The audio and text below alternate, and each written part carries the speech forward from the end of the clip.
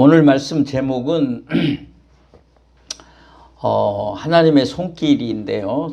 다른 말로는 하나님이 만나주신 엘리야, 또 로뎀나무 아래에 있는 엘리야, 이렇게 말할 수도 있겠습니다. 그게 중요한 건 아니고요.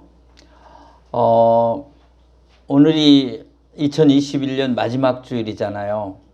여러분은 어떤지 모르겠지만 저는 많이 아쉽고 이렇게 또 한 해가 가는가, 너무 섭섭하기도 하고 또 죄송하기도 하고 하나님 앞에 또 안타까운 것도 있고, 그래서 힘든 분들도 있었을 것 같아요. 그래서 오늘 말씀을 통해서 큰 위로를 받으시기 바랍니다. 그런 뜻에서 이제 나이가 또 많아지면서 더 회한이 많아지더라고요. 세월도 왜 이렇게 빨리 가나. 여러분 죄송합니다.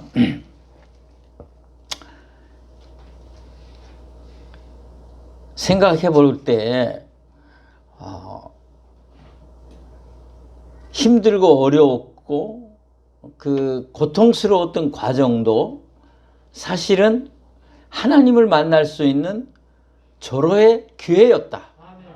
오늘 말씀을 통해서 이런 은혜가 있기를 소원합니다. 자, 그러면 먼저 오늘 본문을 이해하기 위한 그 설명이 좀 필요합니다. 오늘 본문은 어떤 내용인가 하는 것을 알기 위해서는 여기에 등장하는 인물들을 여러분이 좀 알아야 합니다. 이 시대는 어느 시대이냐면 엘리야 선지자가 사역하던 시대입니다. 누구요? 엘리야 선지자. 그 당시 왕은 누구였느냐 하면 아합이라는 왕이 있었습니다. 이 아합이라는 왕이 이방 여자를 아내로 맞이했습니다. 그러니까 이방 여인하고 결혼하면 안 되는 것이 그 당시 또 율법이 구약시대에 말하고 있었어요. 그런데도 그거 지키지 않고 이방 여인을 데려왔어요. 그 사람 이름이 뭘까요? 예. 이씨 되신 분 용서하시고 그 이씨는 아니에요. 아무튼 이세벨입니다. 이세벨. 이 이세벨이 참 나빴어요. 왜 나빴냐면 자기 이방 나라에서 섬기던 우상을 다 가지고 왔어요. 선지자들도 데려왔어요. 그게 아세라 신, 또 바알 신이에요. 그래서 아세라 목상, 바알 목상 이런 우상을 가지고 들어올 뿐만 아니라 거기에 수종드는 그 제사장들, 선지자들을 다 데리고 왔어요. 그래가지고 이스라엘 민족을 전부 하나님 믿는, 여호와 하나님을 믿는 이스라엘 민족을 우상 숭배하는 민족으로 바꿔가는 거죠. 그리고 많은 사람을 죽였어요. 특히 하나님의 사람들을 죽였어요. 이때에 이제 엘리야 선지자가 이 아세라 섬기던 그 선지자들, 또 바알 섬기던 선지자들하고 대결을 해요. 그게 이제 갈멜산 대결이라고 여러분이 아시죠? 그래서 여호와의 불이 내려와서 엘리야가 승리한 줄로 믿습니다. 근데 그 승리를 이룬 후에 이 아세라 선지자 또 이 바알 선지자들을 다 죽였어요. 그러니까 이 소식을 누가 들었냐? 이세벨이 들었어요. 그 이세벨이 듣고 너무 화가 나가지고 사람을 보내서 엘리야를 죽이겠다. 이제 통지를 선전포고를 하는 거죠. 그 다음에 이제 군대를 동원해서 이제 엘리야를 죽이겠죠. 그 소식을 들은 엘리야가 사람인지라 승리의 감격과 그 갈멜산에서 대승리의 감격과 그 은혜를 다 잊어버리고 자기 목숨이 이제 위태롭게 되었구나, 죽게 생겼구나, 그것만 너무 크게 앞에 보이니까 이제 도망을 하기 시작했어요. 도망을 하다가 광야로 갔어요. 광야에 가서 로뎀나무 아래 있게 되었어요. 여러분 로뎀나무 알죠? 로뎀나무는 몰라도 로뎀나무 카페는 알더라고요. 예. 교회에 어느 좀 이제 건물 있는 교회들은 카페 해놓고 이름을 뭐라고요? 로뎀나무 카페 뭐 이렇게 하니까 그건 알아요. 내용은 몰라도. 또 엘림 뭐 카페, 엘림 교회 뭐 이런 말을 들어보셨을 거예요. 그죠? 근데 잘 몰라요. 무슨 왜 이름 그렇게 졌나? 네, 엘림이라는 거는 그 이스라엘 민족이 광야에서 이렇게 출애굽할 때에 정말로 물이 없고 힘들고 그럴 때 엘림에 와서 그 12 샘물이 있고 70그루의 종려나무 그런 이제 오아시스를 만나요.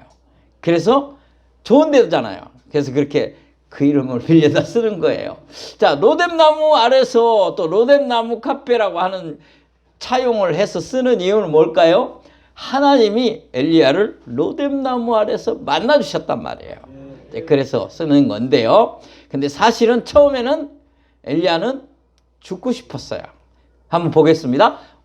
열왕기상 19장 4절 오늘 본문 같이 읽을까요? 시작. 자기 자신은 광야로 들어가 하루쯤 걸어가서 한 로뎀나무 아래에 앉아서 자기가 죽기를 원하여 이르되 여호와여 넉넉하오니 지금 내 생명을 거두시옵소서. 여러분 지금 엘리야가 너무 기분이 좋고 막 은혜가 충만한 거예요? 아니죠. 낙심 가운데 있어요. 절망 가운데 빠졌어요. 야, 나는 이제 살아서 뭐 하느냐. 차라리 이세벨의 손에 죽느니 하나님이 나를 데려가십시오.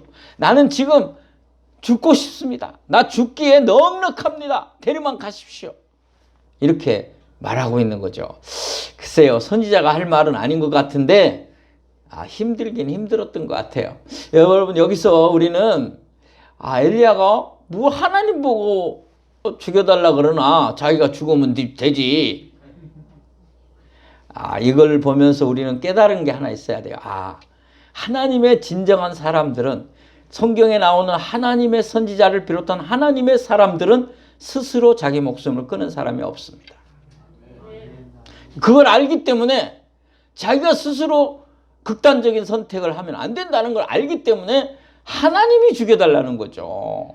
그래서 여러분 우리 예수 믿는 사람은 아무리 힘들고 어려워도 자기 목숨을 스스로 끊는 극단적인 선택을 해서는 절대로 안 됩니다.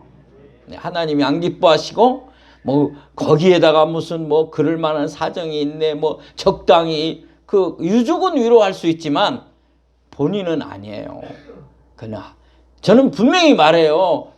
그런 말을 어떻게 단언하느냐 그렇게 말하는 분도 있는데 저는 단언해요. 왜? 하나님이 주신 생명인데 자기가 마음대로 했으니 지옥 가야죠. 어떤 분들은 그런 단언이 어디 있느냐 뭐 그런 신학자들이 있는데 저는 단언합니다. 구원받지 못한다고 저는 믿습니다. 자, 얘기 본론은 그거 아닌데 자, 다시 돌아와서 엘리야가 죽기를 원합니다 그랬는데 하나님이 안 죽이셔요. 근데 너무 많이 이제 걸었고 또 심신이 다 피곤하니까 막 이제 기도하다가 잠이 들어요. 잠이. 근데 여러분 하나님이 이제 나타나셔요. 그리고 천사를 보냅니다. 할렐루야. 그래서 하나님의 첫 번째 손길은 뭐냐? 어루만지셨다는 겁니다. 천사를 보내서 하나님이 엘리야를 어루만졌다 그렇게 돼 있어요. 어루만지다. 이게 순수 우리나라 말인데요. 정말 좋은 것 같아요. 저는 다른 부분은 뭐 얘기할 수 있지만 저는 이 어루만지다에 꼽혔어요. 어루만지다의 은혜를 받았어요. 야, 이거다. 야, 이거다. 사랑하는 성도 여러분, 오늘 하나님께서 여러분의 아픈 마음과 상처들을 그 쓰라린 금년 한 해의 그 과정들을 다 어루만져 주시기를 소원합니다. 그 어떻게 어루만졌는지 보겠습니다. 오늘 본문 19장 5절에 보니까 로뎀나무 아래에 누워 자더니 천사가 그를 어루만지며 그에게 이르되 일어나서 먹으라 하는지라. 아멘. 반응을 안 하니까 7절에 다시 얘기해요. 다시 7절에 여호와의 천사가 또 다시 와서 어루만지며 이르되 일어나 먹으라. 내가 갈 길을 다 가지 못할까 하노라 하는지라. 아멘. 이제 먹으라 이 얘기도 이따가 하겠지만 어루만지는 이 부분이 전 참 좋더라고요. 여러분 여기 어루만지다라는 말은 무슨 뜻일까요? 힘들고 어렵고 고난 중에 있는 정말 죽음을 생각할 만큼 너무 어렵죠. 그래서 차라리 하나님 손에 죽고 싶습니다. 이런 아픔 가운데 있을 때에 하나님께서 오셨어. 어루만지신 거예요. 그거 뭘까요? 사랑의 위로다. 하나님이 베푸시는 사랑의 위로라고 말입니다. 우리는 위로받아야 돼요. 여러분 자녀들이 여러분 기대치에 못 미칠 때 막 요구하고 또 어떤 때는 혼내고 그러죠. 근데 그거보다 여러분 자녀는 또 얼마나 힘들겠어요. 본인이 잘 알아요. 요즘 아이들은 또 더 잘 알아. 그때 여러분의 사랑과 위로의 어루만짐이 있어야 돼요. 사랑의 위로가 바로 어루만짐이다. 전 그렇게 생각합니다. 지금 엘리야에게 억만금이 무슨 소용이 있습니까? 예? 지금 엘리야의 죽음 앞에 있는 엘리야에게 큰 돈이 무슨 소용이 있어요? 하나님의 사랑의 위로가 절실히 필요한 줄 믿습니다. 금년 한 해 아쉬움도 많고 참 여러 가지 힘든 과정들이 있었지만 오늘 하나님께서 여러분의 마음을 어루만져 주시기를 원합니다. 사랑과 위로를 해 주시기를 원합니다. 저 어렸을 때에 어머니가 그렇게 해줬던 기억이 나요. 제가 배가 아프다 그러면 어머니가 제 배를 쓰다듬으면서 내 손이 약손이다, 내 손이 약손이다 이렇게 쓰다듬어 줬어요. 그러면 거짓말같이 낫더라고요. 네. 여기도 아멘 해야 되나 어쩌나 되나. 저는 요즘 어머니들은 그런 거 안 하실 것 같아요. 근데 저기 나이 드신 분은 어머니들이 그렇게 했던 거 기억이 날 거예요. 근데 그게 뭘까요?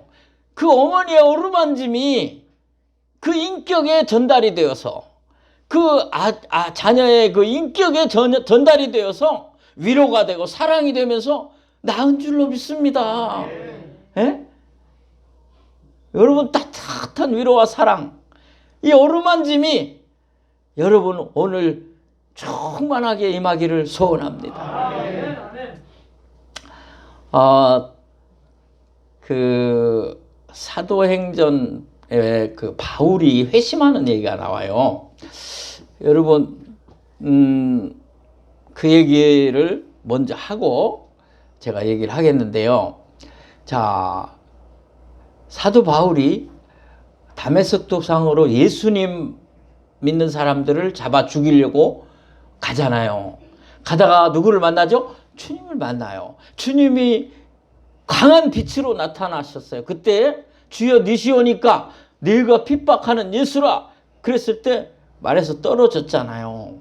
근데 그때 어디가 안 보였죠? 네. 안 보였다 그랬으니까 그뭐 다 아는 얘기예요. 너무 쉬운 퀴즈예요. 자, 눈이 안 보였어요. 그때 바울의 심정을 여러분이 한번 이해해 봅시다. 지금 바울이 그 다메섹에 그 전에 알던 사람이 있었든지 아무튼 어느 집으로 가요. 그 같은 동행하는 사람들이 부축해서 갔을 거라고 저는 충분히 생각할 수 있어요. 근데 그때 여러 가지 생각이 겹쳤을 것입니다. 그러니까 눈이 안 보이기 때문에 더 그 생각이 많이 왔을 거예요. 그죠? 그런 생각들이 뭐였을까요? 야, 내가 지금까지 한 일이 다 잘못된 일이었구나. 이 엄청난 죄를 지었구나. 그러면 나는 이제 어떻게 해야 되나? 예? 야, 내가 또 벌을 받는 건 아닌가? 그럼 나는 어떻게 이제 살아가야 하는가? 어떤 길을 가야 되는가? 많은 생각이 힘들게 지나가고 있을 거예요. 지금 뭐 하나님이 뭐 너는 뭐 예수님이 너는 뭐 해라 이렇게 한 게 없어요. 그냥 예수라 그러고 눈만 안 보이게 한 거예요. 우리는 그 부분을 안 생각해 봤기 때문에 전혀 이제 상상을 안 했지만 저는 한번 생각을 해 봤어요. 성경에도 보면 그 이상의 얘기가 없어요. 그런데 거기 가서 바울이 지금 주님의 사명을 받은 것도 아니고 부르기만 했거든요. 그 생각이 여러 가지 있었을 거라고요. 그때 주님은 아나니아라는 사람을 보내는 거죠. 주님은 일하고 계셔요. 근데 바울은 아직 뭔가 지금 사울은 아무것도 지금 힘든 과정에 있는 거야. 앞은 캄캄하지. 눈은 안 보이지. 또 내가 한 일은 어떻게 되나. 또 앞으로 어떻게 살아야 하나. 무엇을 해야 하나. 눈도 안 보이는데 막 참 여러 가지 생각으로 힘들었을 거예요. 그때 아나니아가 옵니다. 처음엔 안 가려고 그랬어요. 나쁜 사람이지 않느냐 이거예요. 그랬는데도 내가 쓸 그릇이다. 가라.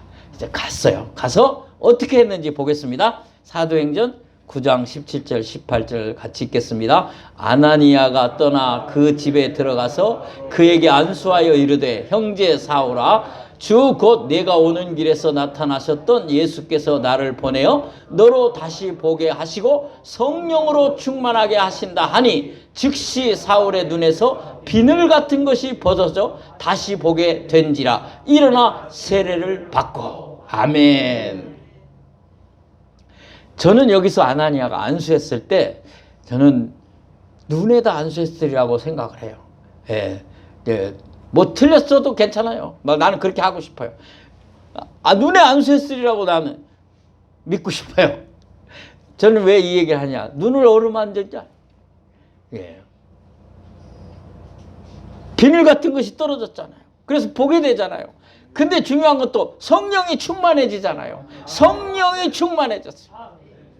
그래서 세례를 받아요. 이제 뭔가를 하는 길을 하나님이 제시하는 거죠. 그 다음에 보면 이제 또 나와요. 바로 바울이 전도해요. 할렐루야. 아멘. 자 이제 그렇구나. 하나님이 어루만지셨구나. 아나니아를 보내서 어루만지셨구나. 하나님이 천사를 보내어 엘리야를 어루만지듯이 하나님 역사가 일어난 줄 믿습니다. 아멘. 자 이제 그러면 우리에게 적용합시다. 오늘 우리는 어디에 있는가? 우리는 로뎀나무 아래가 있어야 되는데 로뎀나무가 어딘가? 어느 교회 카페인가? 아니다 이 말이에요. 저는 이렇게 말하고 싶어요.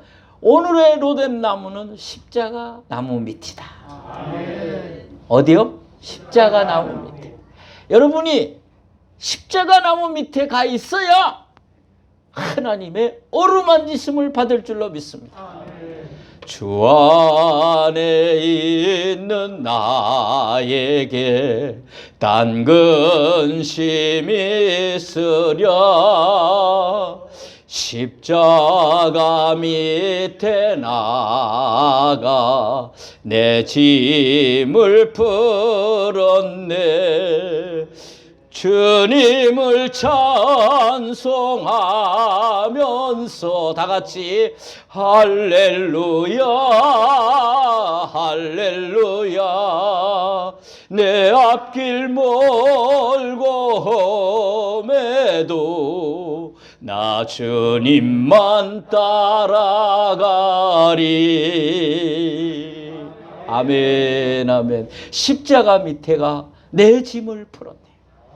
오늘 여러분을 어루만져 주실 줄로 믿습니다. 오늘 그러면 어루만짐은 뭐냐? 막 내 가슴을 만지는가? 전 오늘 어루만짐은 그게 아니고 성령의 은혜를 입는 것이다. 성령의 위로와 감동 충만한 사람은 이미 충만했으니까. 그러나 또 충만해야 할 필요가 있어요. 위로와 감동을 받을 때 충만해지죠. 아까 바울이 성령 충만을 받았듯이 그 눈에서 비늘이 떠지고 보게 되듯이 오늘 여러분의 아픔과 슬픔과 고통 모든 것들이 하나님의 어루만짐을 통해서 위로받고 해결되는 은혜의 시간이 되기를 원합니다. 두 번째 마지막으로 하나님의 손길은 어떤 것이었느냐? 떡과 물을 공급하시는 하나님의 손길이었다. 오늘 여러분에게 하나님이 떡과 물을 공급해 주시는 역사가 있기를 소원합니다. 열왕기상 19장 6절을 보겠습니다. 시작. 본즉 머리맡에 숯불에 구운 떡과 한 병 물이 있더라. 이에 먹고 마시고 다시 누웠더니. 여러분, 이 구운 떡 한 병 물이 있었습니다.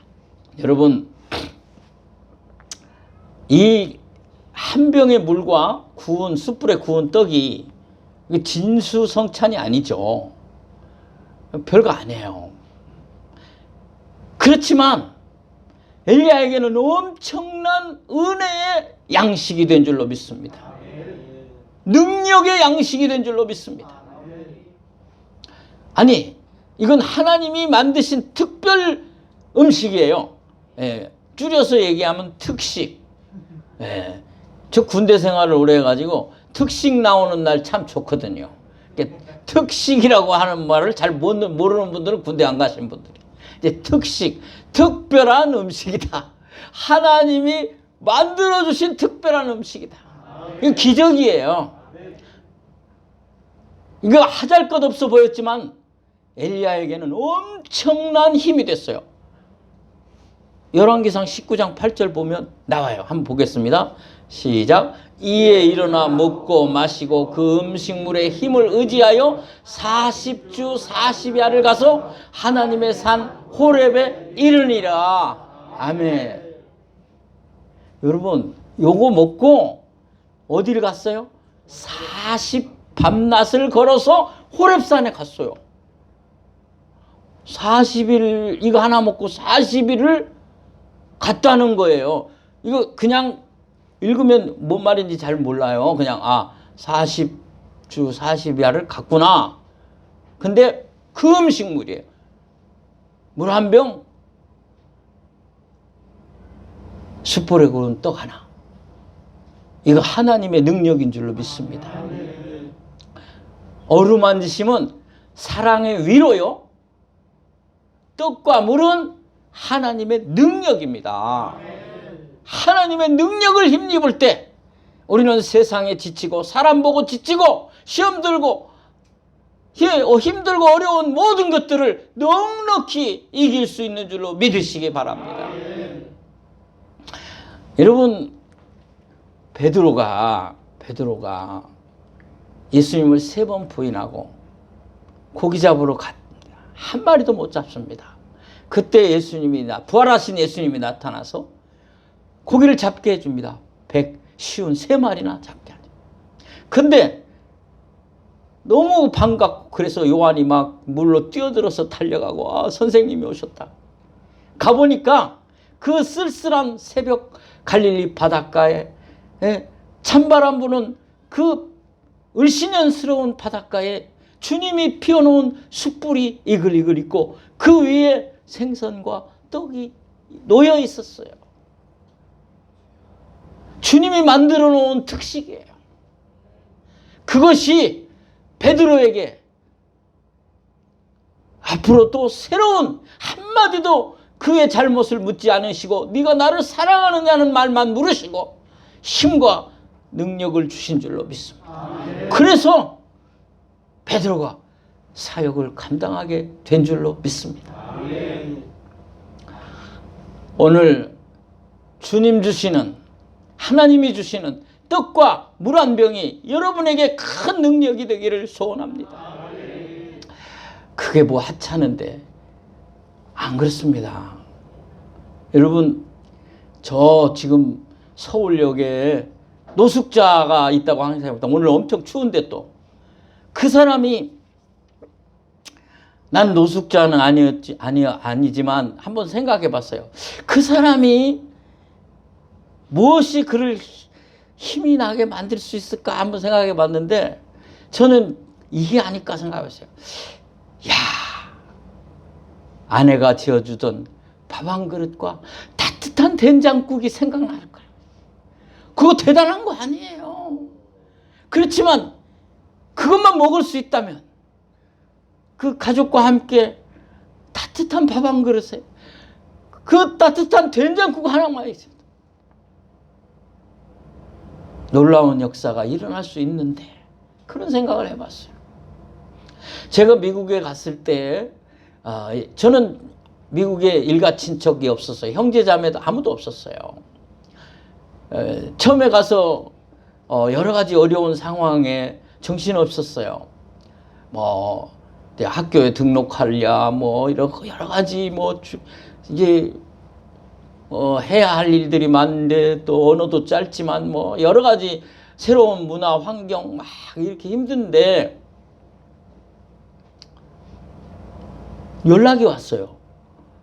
저하고 그렇게 친하지도 않은 신학대학원의 후배가 워싱턴 DC 수도에 들리러 왔다가 우리 선배 목사님 여기 있다는 얘기를 듣고 저를 수소문한 거예요.